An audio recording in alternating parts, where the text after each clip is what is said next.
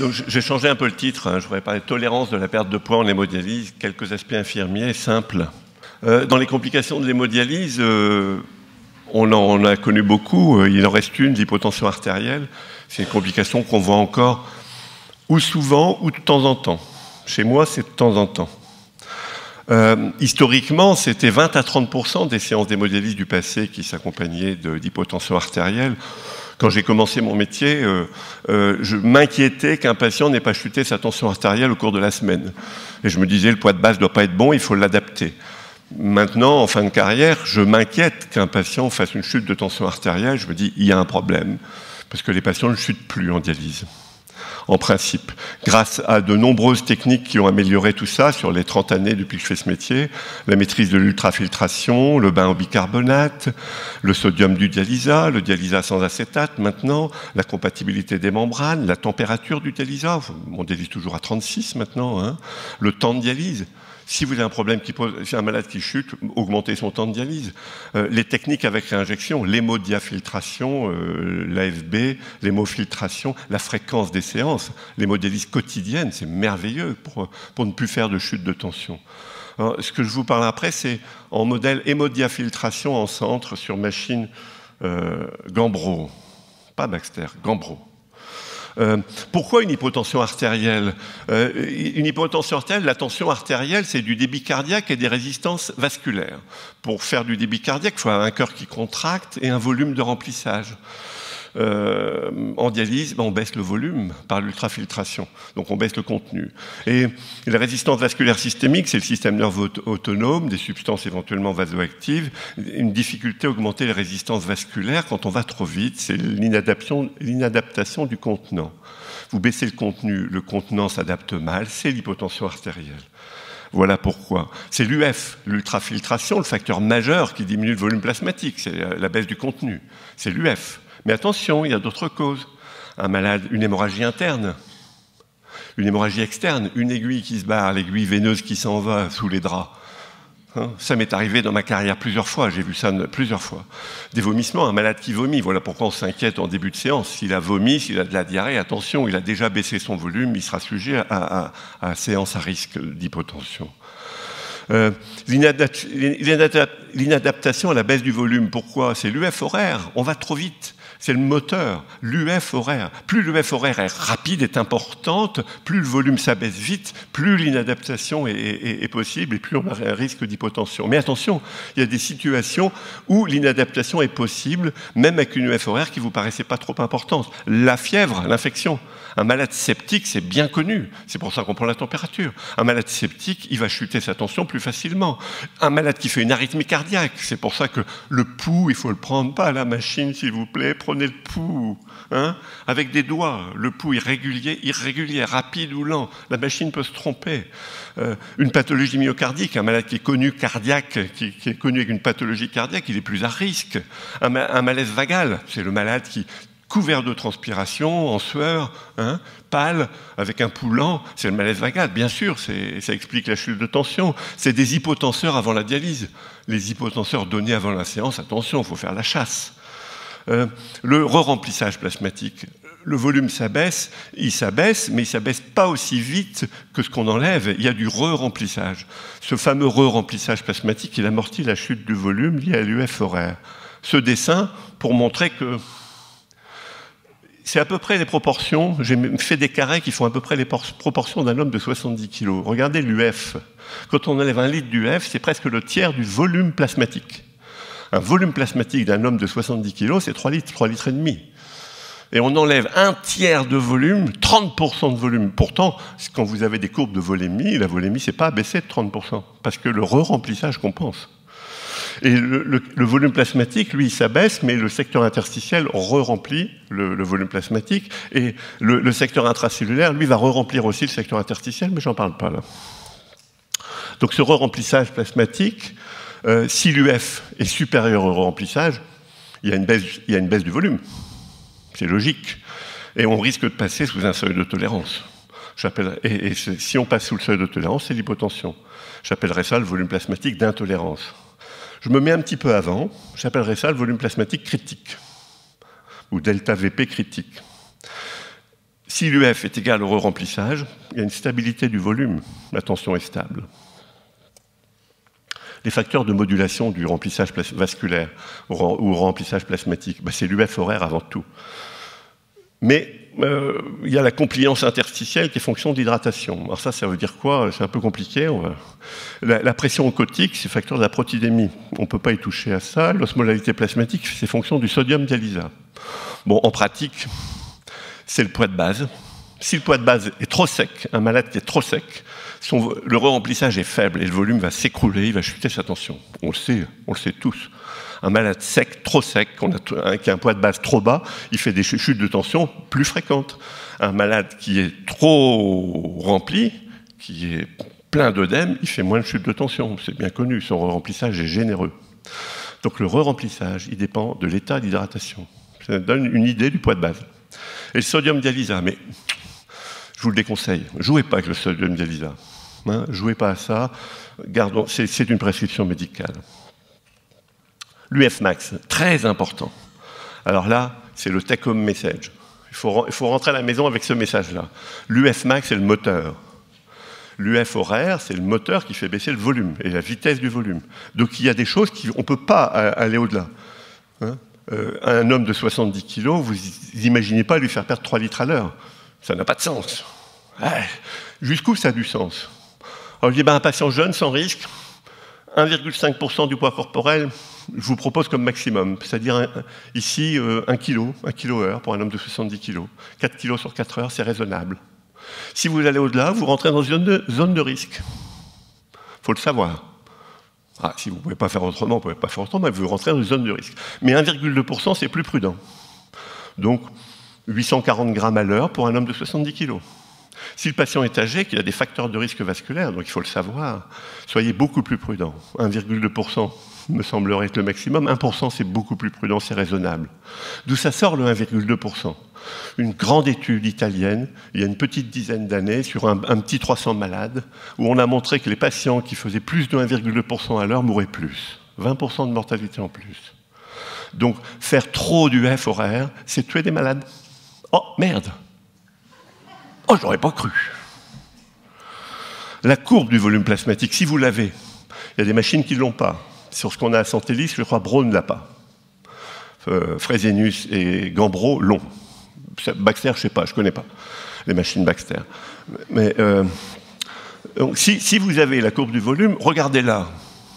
Si la première heure, si en fin de première heure, vous avez plus de 10% de baisse de volume, pour moi, statistiquement, c'est une séance à très haut risque. Première heure, 10%, plus de 10%, c'est un malade qui va chuter. Ensuite, la pente, l'aspect de la pente. Si ça descend et qu'il n'y a pas de plateau, ça descend tout le temps, oh merde. Oh merde. C'est une séance à risque. Surtout pour les patients âgés ou avec facteur de risque. Bon, il n'y a pas dit grand-chose. Alors regardons des courbes, des aspects de courbes. La courbe du haut, on ne dépasse pas moins 10% première heure, puis ça s'aplatit. Oh, c'est une courbe relativement fréquente, ça, bon signe. Ça s'aplatit. À mon avis, ça va tenir. Deuxième courbe, plus de 10% la première heure. Ça va chuter. Ça va chuter, il faut que je fasse quelque chose. Il faut baisser. La troisième courbe, ça ne veut pas baisser, c'est tout plat. Bizarre. J'appellerais bien le docteur, moi, parce que peut-être le poids de base, il est trop haut. Il faut peut-être baisser le poids de base. Peut-être. On se pose la question. La troisième courbe, il n'y a pas moins 10% première heure, mais ça baisse tout le temps. Il n'apparaît pas de plateau. Il y a un risque. Il y a un risque. Comment est-ce qu'on fait le volume plasmatique critique? S'il n'est pas prescrit, vous pouvez vous le faire. Il y a le volume plasmatique du malaise. Il y a une chute de tension qui est là, une hypotension. Vous remontez de 2 points. On est à moins 13% de volume plasmatique. Vous mettez au-dessus à moins 11. Si je ne veux plus dépasser moins 11, en dépassant plus moins 11, je n'irai plus dans cette zone à risque. Mais attention, cette zone, ce volume plasmatique critique, tout ça, ça dépend du poids de base et de l'hydratation. Donc ça peut varier avec le temps. La courbe du volume plasmatique, alors ça c'est un grand classique. Mon patient atteint le volume critique que le docteur a prescrit, moins 11%, mais je prends la tension, elle est normale, qu'est-ce que je fais? Je fais chier, je continue pareil, moi je ne change rien. Attention, il n'a pas chuté, je continue. Ou je réduis l'UF horaire, ou j'arrête l'UF à un moment. Quel est votre objectif? Atteindre le poids de base? Éviter l'hypotension ou tester la prescription du docteur? C'est comme vous voulez. Réfléchissez à quel est votre objectif. Par exemple, je suis venu avec ma grosse Mercedes sur l'autoroute. Il y a une limitation de vitesse qui est prescrite. Rouler à 130 sur autoroute, tout va bien. Bah, qu'est-ce que je fais? J'essaierai bien 140, moi 150, ma grosse Mercedes, elle va à 200 même. En Allemagne, je vais à 200 tranquille, ou je maintiens à 130. Quel est mon objectif? Garder mes points de permis? Éviter l'accident? Ou jouer à tester les limites avec mon petit objet insolite? Hein? Vous savez, l'objet qui dit qu'il y a des radars, tout ça. Vous voyez quoi? Bon, j'ai 6 points de permis sur mon permis. J'ai pas 12. Hein. J'ai un rendez-vous important, je devais venir ici. Ma voiture est fiable, j'ai une grosse Mercedes. J'ai des pneus pluie, j'ai des beaux pneus pluie magnifiques. Il pleut. Oh, qu'est-ce que je peux faire? Si j'essayais 156 km/h, il y a 5% de tolérance sur les radars. 156, la vitesse retenue sera 148. Jusqu'à 20 km/h d'excès, je perds qu'un point. Cool. Ouais. Ou je maintiens la vitesse à 130, j'appelle, puis je dis j'aurai du retard. Oh, bah, quel est mon objectif? Je veux garder mes points de permis? Je veux éviter l'accident ou je veux arriver à l'heure? Pensez à ça. Parce que quand il pleut, la vitesse est limitée à 110, pas à 130. Donc la vitesse retenue sera plus 148, c'est faux, je serai plus 38. Je perdrai 3 points si j'ai un radar. Puis si j'en ai 2 sur la route que j'ai pas vue, j'ai plus de permis. Et par temps de pluie, même avec des peu de pluie, hein, la distance de freinage, elle a augmenté de 50%. Et je passe de 180 mètres à 250 mètres. Ces 70 mètres peuvent me coûter ma vie. L'accident grave. Pensez-y, quel est votre objectif? Si j'avais gardé 130, je gardais mon permis, j'évitais l'accident. Pensez toujours à ça. En tolérance de perte de poids, les limites, l'UF max, pensez-y. 1,5% chez le sujet jeune, 1,2% c'est prudent, 1% chez le sujet très fragile. La volémie, moins 10% première heure, moi je crois que c'est une règle qu'il faut bien garder dans sa tête. L'aspect de la courbe et le volume plasmatique critique. Mais ce volume plasmatique critique, il me fait chier avec ça. Mais pourquoi il en parle? Oh. Regardez, ça a quel intérêt? J'ai pris une patiente chez moi, la seule qui fait des chutes de tension. Ils n'étaient que 2 à faire des chutes de tension sur 20 patients. La seule qui fait, mais qui en fait beaucoup, une femme jeune, qui a 68 ans. J'ai pris les 117 séances de l'année 2016, depuis le mois de janvier en centre. J'ai dû reprendre toutes les feuilles de séances parce que c'est mal tracé. Comme vous pouvez le voir, c'est très mal tracé. Il y a 44 symptômes, 37% des séances symptomatiques avec hypotension. C'est énorme. Ouais. Cette patiente elle a une très sévère insuffisance cardiaque qui la contre-indique en greffe, et de cœur et de rein. Alors, le volume plasmatique, il a dépassé mes 11%, les 11% que j'avais prescrits sur cette période, beaucoup plus souvent que les symptômes. Donc, il y a des fois où elle dépasse, puis il ne se passe rien.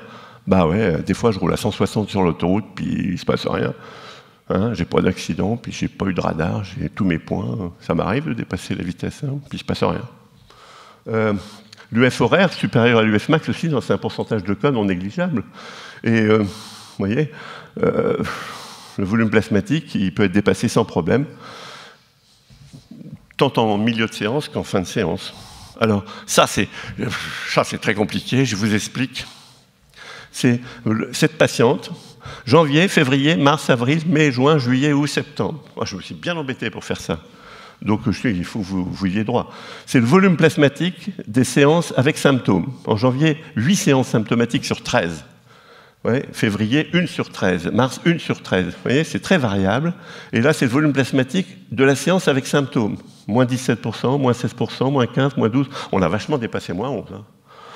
On a triché. J'avais prescrit moins 11. Hein. Et ici, c'est le volume plasmatique des séances qui ont dépassé 11% sans symptômes. Donc ici, on l'a dépassé 2 fois, qu'il n'y avait pas de symptômes. L'infirmière peut dire, bah ouais, ta prescription, elle est nulle, tu fais chier. Hein, regarde, il dépasse. Là, il a dépassé 2 fois, il ne s'est rien passé. Mais il a dépassé aussi 8 fois, il s'est passé quelque chose. Ici, elle a dépassé 12 fois, 11%, et il ne s'est rien passé. 1 fois 21, il s'est passé quelque chose. Bon, à ce moment-là, le poids de base est beaucoup plus haut. Elle est en insuffisance cardiaque, elle ne va pas bien, et il faut baisser son poids de base. Elle est surchargée, elle prend beaucoup de poids. Cette femme prend énormément de poids. On n'arrive pas à l'amener au poids de base. Et je finis par être sévère, je baisse son poids. Ici, elle s'exprime sur le plan coronarien, elle fait une choro. Le cardiologue dit, il faudra que je refasse une choro, refaire une angioplastie, je ne l'ai pas faite là, il l'a refait là 2 mois plus tard. Et là, il refait une angioplastie, elle a un tritron, elle est tritronculaire, il a re-angioplasté je ne sais plus, l'IVA, je crois, ou une circonflexe, je crois. Et ça va un petit peu mieux, mais pas ce mois-ci, le mois de la choro, 11 séances symptomatiques, mais regardez, moins souvent, elle dépasse 11% sans symptômes. Beaucoup moins souvent, en baissant le poids de base. Et sur le plan cardiaque, elle va mieux et elle commence à faire moins de symptômes. Et je l'ai passée à 5 heures de dialyse obligatoire et ça va mieux. Globalement. Et là, c'est le BNP. Le BNP, là, le BNP, il est 2000, 1500, 5000. BNP inférieur à 100, la normale. Alors, ça veut dire globalement, cette patiente, il y a eu 44 séances symptomatiques sur 117, 25 étaient prévisibles par le volume plasmatique ou l'UF prévisionnel, l'UF qui avait dépassé l'UF max. Donc si on l'avait respecté, je ne dis pas qu'elle aurait évité 25 hypotensions, mais peut-être la moitié. Donc ça veut dire que le volume plasmatique prescrit, critique, c'est une zone à risque. Quand vous prenez la tension et que vous atteignez le volume plasmatique critique, vous pouvez continuer la même UF horaire. Mais quand vous continuez la même UF horaire, ça veut dire que vous réévaluez la volémie critique. Et vous attendez l'hypotension. Bon, vous avez le droit, hein. Moi j'ai rien contre. Hein, on vous prescrit un volume plasmatique critique à moins 11, moins 12, moins 13. C'est que vous discutez la prescription, vous dites « je ne suis pas d'accord, l'hypotension n'est pas arrivée, donc je continue et j'attends qu'elle arrive ». Vous attendez qu'elle arrive, vous avez le droit. Il ne faudra pas se plaindre qu'elle arrive.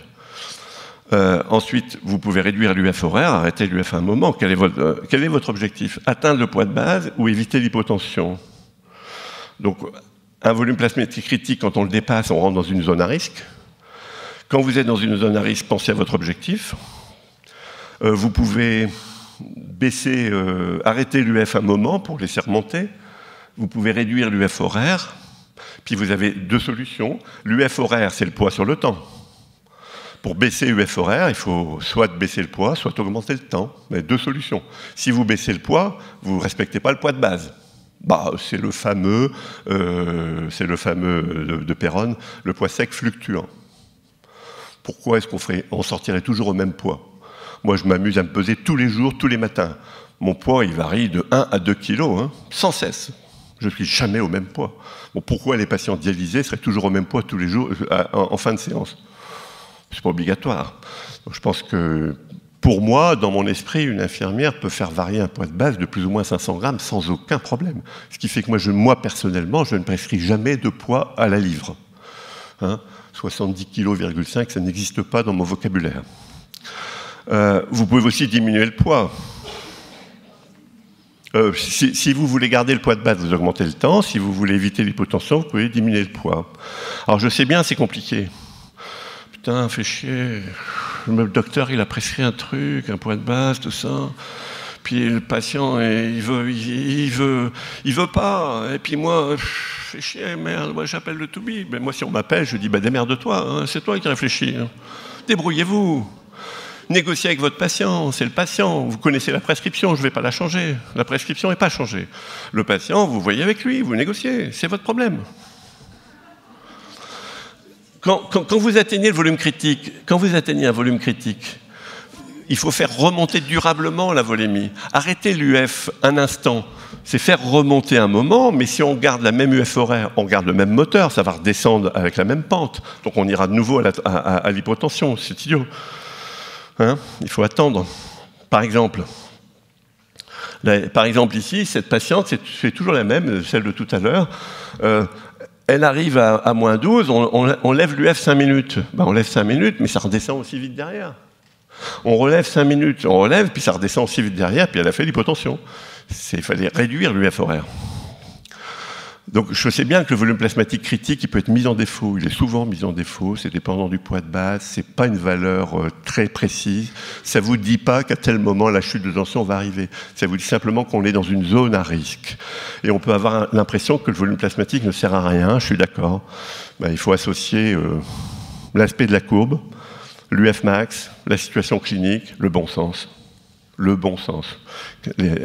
Connaître les malades à risque. Un petit peu une réflexion. Dans mon service, en dialyse, j'ai 30 infirmières. Une infirmière travaille 1500 heures par an, en poste de travail de 7 heures. Elle fait 200 postes de travail annuels, 10% de nuit, 10% en néphro. Elle a 160 postes en dialyse. Vu les 65 malades en série de 3 ou 4 malades, une infirmière assure moins de 1 séance par mois et par patient en moyenne. Comment voulez-vous qu'elle connaisse les malades? Les malades à risque, les malades qui chutent, les malades qui posent problème. Il faut des transmissions de qualité. Regardez là, dans mon système informatique, cette patiente qui avait 44 séances symptomatiques, 7 seulement étaient tracées dans l'informatique. 7. Les autres étaient tracées dans le dossier de soins papier infirmier. Je n'ai rien à foutre, moi, du dossier de soins papier infirmier. C'est la direction des soins qui exige les dossiers de soins papier. Mais je ne les regarde pas, on s'en fout. Et vous ne les regardez pas toujours. Alors, le support informatique est mal renseigné. Il y a 3 supports. Nous, on avait 3 supports. Ça n'a pas de sens. Il faut venir à un seul et unique support qu'on utilise. Donc, c'est un projet futur. Quand un patient est instable, il faut connaître, on regarde le poids de base, on voit qu'il est instable tout de suite. Regardez, cette patiente, elle a un poids de base à 54, puis 50, puis 48. Si on regarde la liste dans le logiciel, on voit que le poids de base bouge souvent. Oh, un patient à poids de base qui bouge beaucoup, c'est un patient peut-être instable. C'est connu. Regardez ici le logiciel. Là, du 14 séances sur cet écran informatique, il y a eu 6 séances avec hypotension. Aucune n'est tracée dans le système informatique, ça ne va pas. Regardez là cette séance, c'est paradigmatique ça. Le 21 septembre, il y a un patient, tout à fait en fin de séance, il fait 89 de tension, une hypotension. L'infirmier ne note pas. Incident, non, il n'y en a pas. Pourtant, il y a 89 de tension à la fin de la dialyse. Le volume plasmatique de l'incident n'est pas noté. L'UF horaire est à 750 grammes/heure alors que l'UF max est à 700. On est au-dessus de l'UF horaire, il fait une hypotension juste à la fin de séance, c'est pas tracé, c'est pas dit, c'est pas écrit. L'infirmière d'après, séance d'après, la séance d'après. Oh, pardon. Alors qu'on a joué à la checklist. L'infirmière d'après dit connaissance du patient, lecture de la feuille précédente, oui, j'ai bien vu, ok, tout est ok, tout va bien, il n'y a pas de problème, j'ai bien vu. Ah ben, et on fait pareil, on fait une UF horaire à l'UF max, et puis qu'est-ce qui se passe? Oh, on appelle le docteur à 11h30, au bout de 3h30 de dialyse, chute de tension, vomissement, pas bien, douleur abdos. Était prévisible ou pas celle-là? Par une transmission de qualité. Ouais, je suis à l'heure. Allons faire un petit tour en salle de dialyse. En salle de dialyse, je vous invite à faire un petit tour rapide, le 10 octobre de cette année. Voilà ma patiente de 68 ans, cardiopathie ischémique sévère, très instable, prise de poids majeure, accepte mal de faire 5 heures. Ici, elle a une séance où l'UF horaire est égal à l'UF max. Le volume plasmatique critique, il est atteint là. Et la courbe, elle est descendante. Ça va mal se passer. Hein. Ça va mal se passer, c'est une séance à haut risque. Ça, c'est mal passé. C'était prévisible. Donc il faut prendre des mesures. Ici, on a un patient instable, coronarien, 76 ans, il grossit. En ce moment, il grossit. Le poids de base, il n'arrête pas d'augmenter. L'UF horaire est proche de l'UF max. Prudence. La courbe de la première heure, elle semble s'aplatir. Oh, ça va peut-être bien se passer. Ça, c'est bien passé. Le suivant, un patient stable de 60 ans, très vieux dialysé, plus de 30 ans de dialyse. Dont de la transplantation entre-temps, il a été greffé, il est revenu. Voilà. L'UF horaire est très inférieur à l'UF max. Ah, la volémie ne marche pas, merde. Ou j'ai une machine sans volémie, Braun par exemple. Non, c'était une vacherie en passant. L'UF horaire est très inférieur à l'UF max, ça devrait passer, je pense. Oui, c'est passé. Ici, j'ai un diabétique de 57 ans, il est stable. L'UF horaire est très inférieur à l'UF max. Le volume plasmatique critique n'est pas prescrit, mais la courbe donne l'impression de chuter. Là, elle était plate, puis elle chute. Ah, mais c'est la collation, il est en train de manger. Ah, c'est peut-être la collation. Je regarderai après la collation. Oui, après la collation, ça remonte, il est toujours plat, pas de problème, vous inquiétez pas, c'est passé. Patient diabétique, 80 ans stable, UF horaire très inférieur à l'UF max. Pas de volume plasmatique critique prescrit, on met quand même l'alarme à moins 10% de principe. La courbe semble s'aplatir, ça devrait passer, c'est passé. Patient fragile, 73 ans, cancer du côlon métastatique, UF horaire égale UF max. La courbe de volume plasmatique est en hausse. Vous avez vu? Elle est en hausse, elle ne baisse pas, elle est en hausse. Oh, ce type-là, ça va pas. Hein. Il y a un poids de base à réévaluer. Bah oui, il maigrit. Il a un cancer métastatique, il est en train de maigrir. Il faut baisser son poids de base. J'ai baissé son poids de base. Suivant, patient de 86 ans, vasculaire, stable. L'UF horaire est égal à l'UF max. Volume plasmatique critique est réglé à -11, comme prescrit, mais la courbe semble s'aplatir. Ça devrait passer, c'est passé. Ah, regardez, afin de respecter l'UF max, l'infirmière a fait un choix. Elle a réduit l'UF. Le patient ne sortira pas au poids de base. Prescrit, je m'en fous. Hein, on n'est pas à 500 grammes. Elle a réduit de 300 grammes. Vraiment, je m'en fous. Ouais. Un patient diabétique de 88 ans, stable, l'UF horaire inférieur à l'UF max, pas de volume plasmatique critique prescrit, la courbe s'aplatit, ça devrait passer, c'est passé. Un patient de 72 ans, stable, 2 séances semaine, à sa demande. C'est lui qui veut faire 2 séances. Oh, qu'est-ce que vous voulez, hein? Je prescris 4h30, le patient veut faire 3h30. Bah, c'est son problème, c'est à la demande. L'infirmière, elle a marqué à la demande du patient, il fait 3h30. Bah oui, c'est pas la peine de m'appeler, hein, le patient veut faire 3h30, c'est son droit. L'UF horaire est très inférieur à l'UF max, il n'y a pas de volume plasmatique prescrit, la courbe semble s'aplatir, mais regarde, hein, bon, ça devrait passer, c'est passé. Un patient de 88 ans, vasculaire, stable, UF horaire inférieur à l'UF max, pas de volume plasmatique critique prescrit, la courbe s'aplatit, ça devrait passer, c'est passé. Un diabétique de 69 ans, stable, UF horaire inférieur à l'UF max, la courbe semble s'aplatir, mais prudence, prudence. On met un volume plasmatique à -10 quand même, toujours, pour la première heure. Ici, un patient de 72 ans, coronarien, stable, UF horaire égal UF max, attention, pas de volume plasmatique prescrit. Ah, qu'est-ce qu'a fait l'infirmière? Elle a fait, pour respecter l'UF max, elle a fait 2 choses. Elle a réduit l'UF et elle a réduit l'UF et augmenté le temps pour respecter l'UF max. Et la courbe s'aplatit et c'est passé, ça passe. Monsieur le Président. Oui, j'ai fini. Oui. Voilà. Et voilà, j'ai fini. J'ai fini, là, je suis là, je passe. Pour finir au take-home message, hein, voilà, la dernière, c'est pour rentrer à la maison avec un message. Il faut dépister les patients à risque et se passer l'information. Il y a des patients qui chutent, des patients qui ne chutent pas. Sur ma série, j'en avais qu'un, hein, une seule. Sur 20 patients, une seule chute fréquemment quand même. En modèle hémodiafiltration online post-dilution. Il faut connaître, tracer et transmettre ces infos, c'est important. Sur un support unique, c'est l'idéal. Il faut maîtriser ses objectifs. Quel est votre objectif? Le poids ou la tolérance? Ou discuter la prescription médicale? Vous avez le droit. Hein. L'UF max, il faut se la faire prescrire, sinon il faut en avoir une dans sa tête. Il faut en avoir une dans sa tête. Et la volémie, c'est pas un outil très très fantastique, mais 10% première heure, ça marche souvent. L'aspect de la courbe, ça marche souvent.